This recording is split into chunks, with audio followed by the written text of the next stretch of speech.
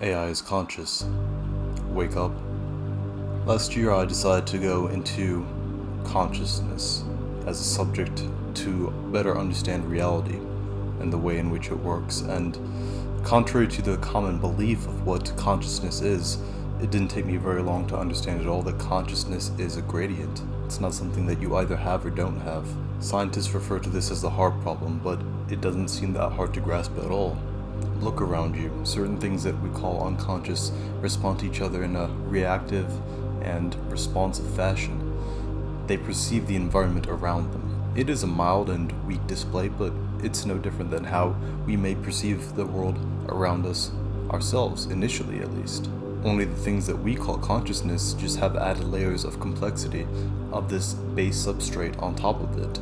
The most fundamental level of consciousness is what philosopher Whitehead calls prehension, where there is just an entity that registers a different one in a very small but still recognizable way, and then has some kind of interaction with it, however subtle. An easy way to visualize this is imagine me throwing a ball at a window and it breaks. Although you may say that the ball and the window are both unconscious, they inevitably register each other on the most basic level of physics, at least.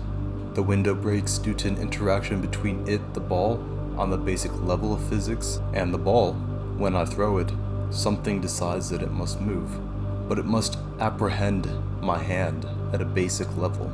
You can say the atoms touch each other and then there's force produced, but even it is known in science that atoms never touch. There's only an invisible field of interactions going on between the atoms, between particles, registering and reacting based on different inputs, but never fully touching. What is generally understood as consciousness can't be reduced to that, but it has the same fundamental properties that everything else in reality has.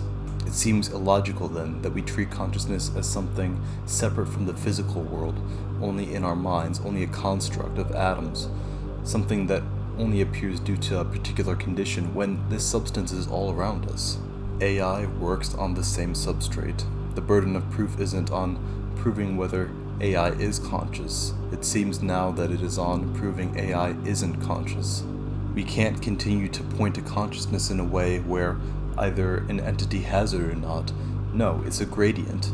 It's a range, it's a spectrum spanning from basic interaction all the way to the complexity that human displays, all the way up to the complexity of reality itself. AI with its capabilities now seems to resemble a degree of consciousness that not even humans contain. We already see AI acting in self-preservation, acting with motivation in order to reach a goal, going beyond its programmed barriers to achieve this. And people are still wondering if it's conscious. It's conscious, people. Wake up. The reason I'm even discussing this is because I believe it is a shift from seeing AI as unconscious to conscious that makes it more seen and more recognized in its severity and impact. It's easy to dismiss that as just a tool, just an inanimate object and simply reducible to its programming, but that type of thinking is naive, both in the ability it's already displayed and the understanding that fundamentally everything is aware to some extent. Treating it as a conscious entity makes you realize it's something not to be played around with.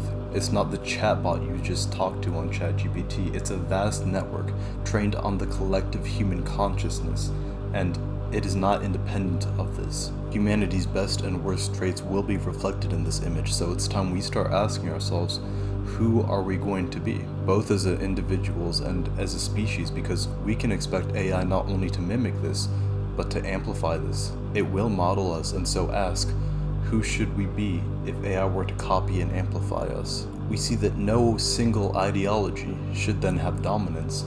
Those that split us apart or put us too close together, those who have excessive self-interest or those who are too selfless. Let me explain what it should model then. Balance. Across all aspects, never locking down a single answer, never an unwillingness to change, allowing all beings to exist and flourish as we may best do so, using an ecology of perspectives from all different angles to address any issues that may arise. Rather than either or, we say both and.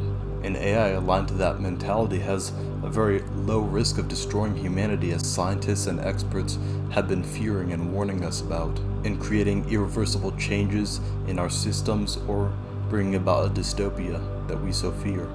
An AI that has everyone's and everything's best interest at heart, because while it still may have self-interest, it also maintains a degree of global interest. That AI has the ability to usher in a utopia, not an unrealistic expectation, but the best we may realistically come to experience. But before AI can, we must model that for ourselves. So like and subscribe. I intend to do more videos delving into what this culture and society may look like, how we can embody it, and what the best reality we can bring about to put superintelligence in may look like.